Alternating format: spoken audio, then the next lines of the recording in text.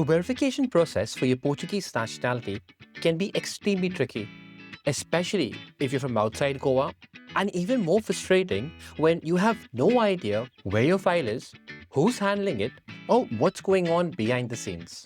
It's like handing over a handwritten letter to a stranger in a crowded city and hoping somehow it finds its way to Portugal. So if you're applying for your Portuguese passport, especially if you were born outside Goa, you need to keep watching.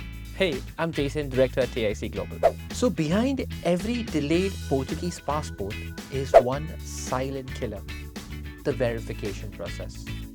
We've seen files vanish into thin air, get sent to the wrong city, and sit buried in government offices for months.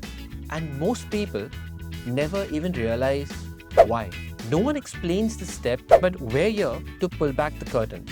In fact, I went through this myself. My verification process took 4 years because my agent at the time had no clue how to handle this. She still doesn't actually. That's exactly why we've built our process to ensure none of our clients go through the same mess I did. So before I even begin to explain the Portuguese nationality verification process, I need you to understand this specific thing because it's important to know which Portuguese authority in India will handle your case. And this depends entirely on the place where you were born. So if you were born in any of the following areas, which is Goa, Maharashtra, Dadra or Nagar Haveli, in that case, your file will be handled by the Portuguese consulate in Goa.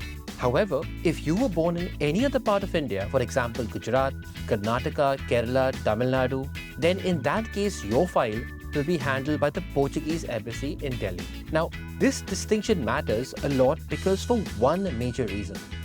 The consulate in Goa is usually much more active, quicker in responding to mails, and generally easier to communicate with as compared to the embassy in Delhi. In some cases, people have to go through the courts in Portugal to get a reply from the Delhi embassy.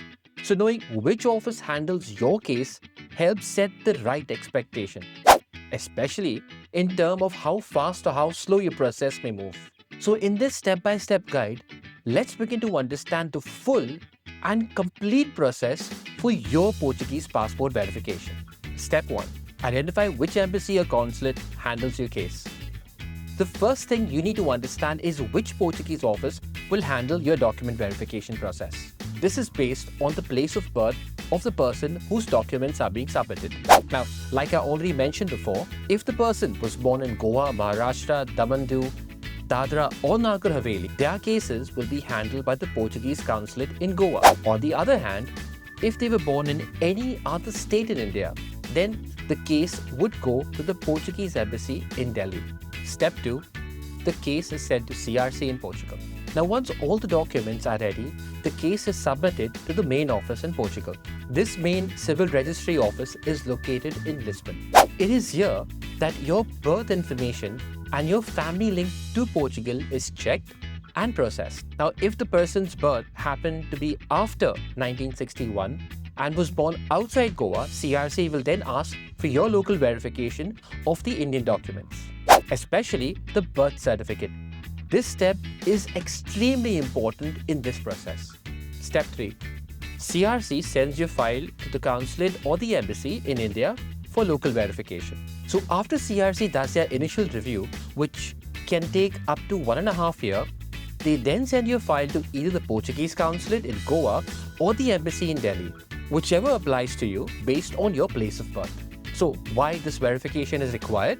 Because in the past, many fake or incorrect birth certificates were submitted from India. For example, some people created false online records or submitted documents that didn't match the official government records.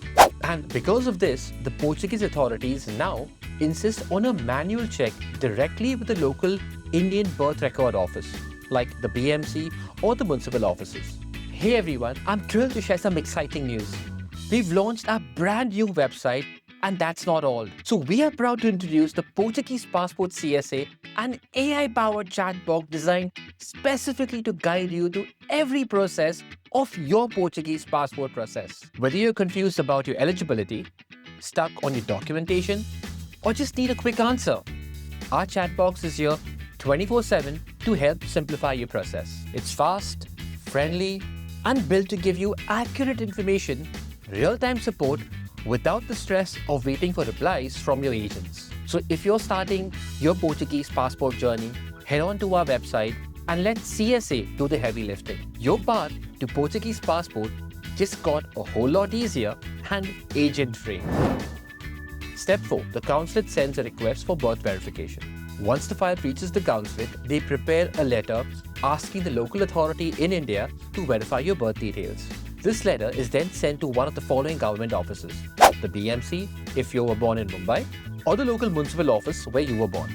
One important thing to note is these letters are sent through a diplomatic channel, which means there is no public tracking for this system.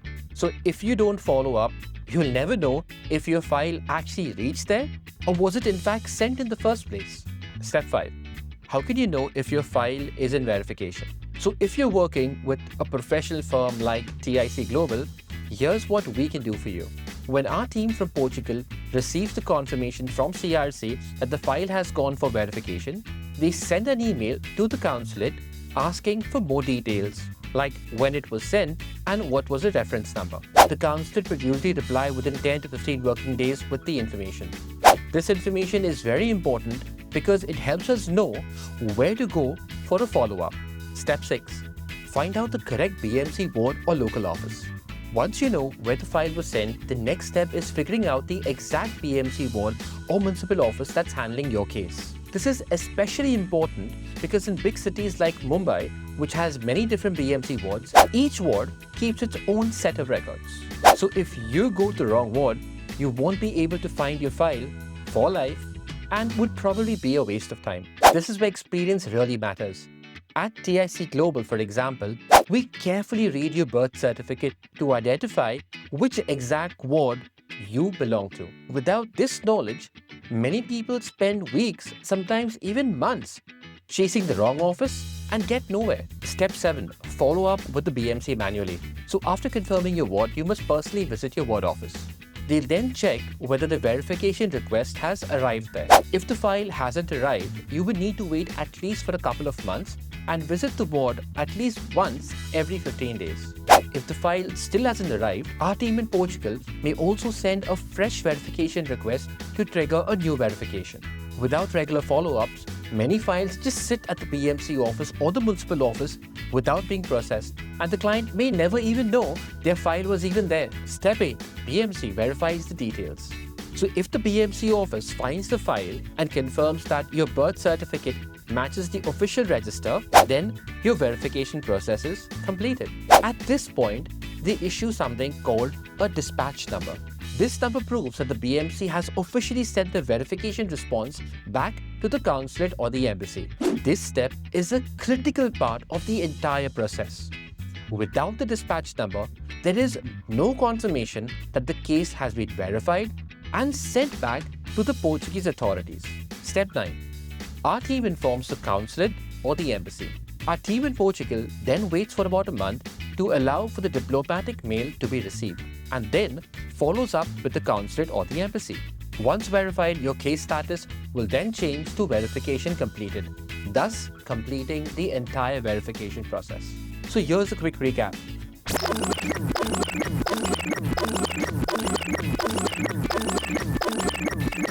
Why are these steps so important?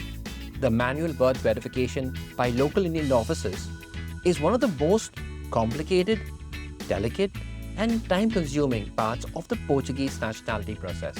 And without the right support, many applicants have no idea where their file is, miss crucial updates, and end up waiting for years with no progress.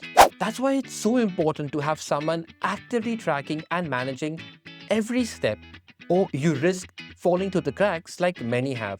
So if you're serious about securing your Portuguese passport the right way, and you are still watching this video, I'm guessing you're also stuck in this maze of verification. You can reach out to our team and we'll surely help you out with no guesswork, no delays, and a complete transparent process. Thank you for your time, and I'll see you in the next video.